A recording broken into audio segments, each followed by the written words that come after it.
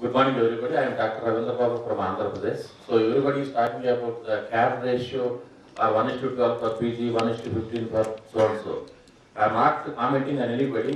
The honorable member already given the information. 40% of the posts are vacant in NITs and IITs.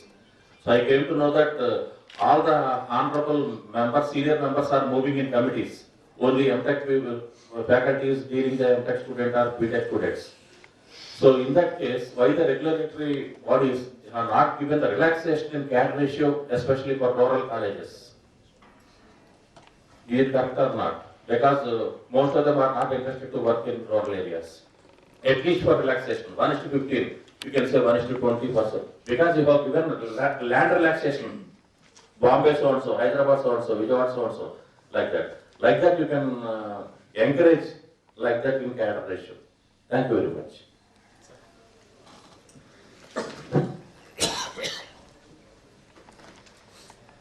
Very good morning to you all. Myself, Dr. Vedvyas Dwivedi. I am Director of Noble Group of Institutions, Junagadh, Gujarat. It's a rural area. And I am here with my team, the President of the Trust, Sri Nilesh Guleshia, and my friends. Sir, we are running the institution comprising of Engineering College, Diploma Engineering College, Pharmacy, MBA, UG, PG, all the programs. About 5 years back, we started the journey to impart the education in the rural area of Saurashtra. So I'm agreed with all the professors that number of rules, as per Madam explained in the beginning, we are not agreed with. As far intake ratio is concerned, student to faculty ratio, suppose the seats are not full. Let us take an example. The intake is, of course, suppose 480, then about 32 faculty members are required in the first year for the intake of 480. Suppose the seats are not full, if they are 300 only, then also AICT and other regulatory. Most of the private engineering colleges, as far as SFIs and campuses are concerned, most of them are fulfilling most of the criteria. As far infrastructure is concerned, as far laboratory requirements are concerned, as far library matters are concerned. But this journal, of course, it is not being utilized by the students who are in first year, second year, or third year. Rarely it is being utilized by the final year students, those who are pursuing for their projects. The third point is related to the PhD candidates' availability for the professorship job.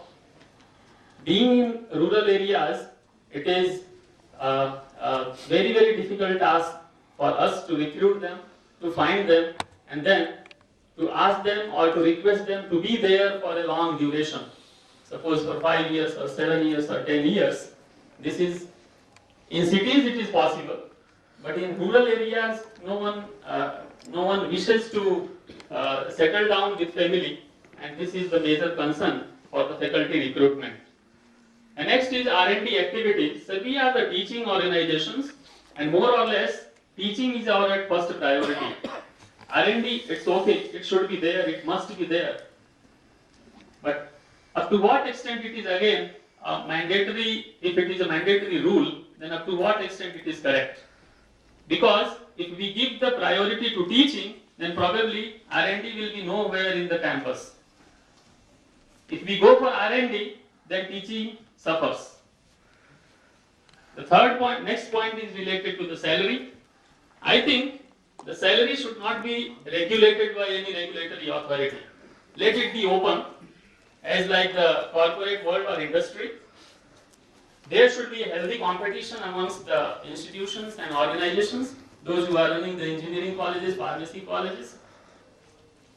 The next point is related to integrated campuses. Suppose you are running a campus having number of disciplines like pharmacy, like ours, engineering, and fee regulatory committee at the state level, as earlier sir told in Himachal, we have the FRC, fee regulatory committee, they are regulating the fee.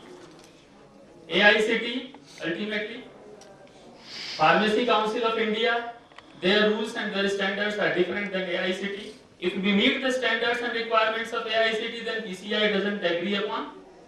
If we meet the PCI rules and regulations, then AICT doesn't agree upon. And I'll be agree with my president of the trust. The fee should again be on the same ground what the salary is. It should be on the healthy competition ground. Thank you all. Compromise the quality of the education. So keeping that in mind, the minimum number of staff, if it is 1:15, it could be 10% this way or that way is still they are considering.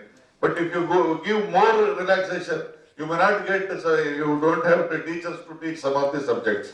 Then coming to this, the journals, the intention of AICT is to, the culture of reference to journals should start in the early days, maybe if not first year, even second year, third year. Because when they come to final year, they are doing a project. They should have this at least literature survey, some of these books and journals. If they know, they will get a better idea. They can get some innovative ideas to do this project. That will be the intention. And when some of them go to the PG, MTech and other things, I think these journals are must, because they will have to publish the paper, present the papers. I think what is the kind of work going on in the world, so the students are supposed to know. I think with that intention they have made the journals are compulsory. So PhD staff, I know, I do agree with you. The PhD staffs are not available, not only in rural area, even in big cities, especially in the field of computer science and electronics. It is very difficult. But at least our intention is at the level of professors or at the level of heads of the department, if PhD candidates are there, so they can encourage students. Because it's as a teacher, it's not our job only do the teaching. So you should also involve in other activities of the overall development of the department and overall development of the institution. So keeping that in mind, and when we are guiding the final year project, so you should ignite the young minds.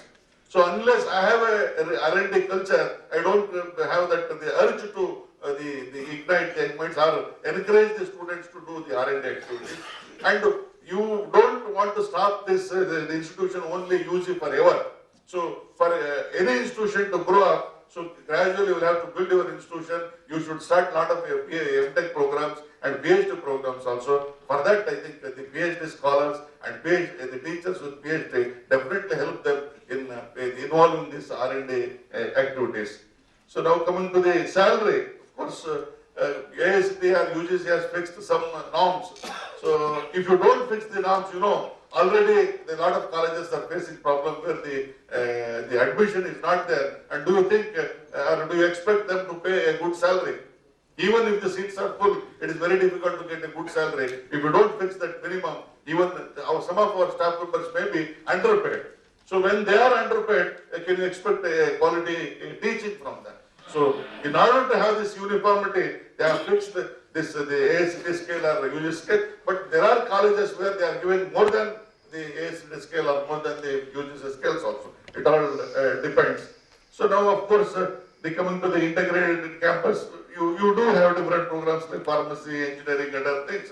So naturally, the fee is fixed by different organizations. I think AICT should take a call in whenever they have this integrated campus, whatever the program comes under AICT, I think it can take a call to have that uniform the fee structures. Thank you. Cecil Anthony from NLS campus in West Bengal. Looking at this topic for contributing higher technical education in India to global standards, I have three key issues to put across.